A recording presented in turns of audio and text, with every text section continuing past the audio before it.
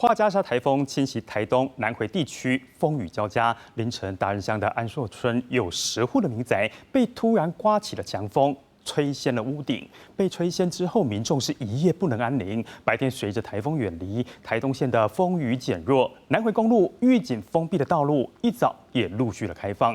不过，有不少的产业道路还是被土石覆盖，交通受阻。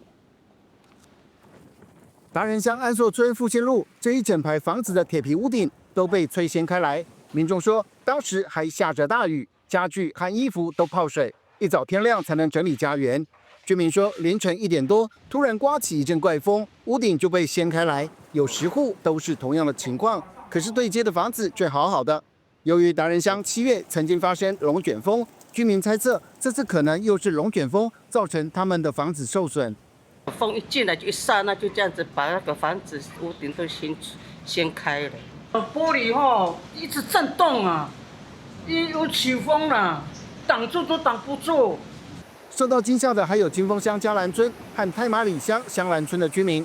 由于山区2天来累积的雨量超过400毫米，太马里溪水暴涨，2个村的居民都紧盯着水位，担心溃堤，一夜也不好睡。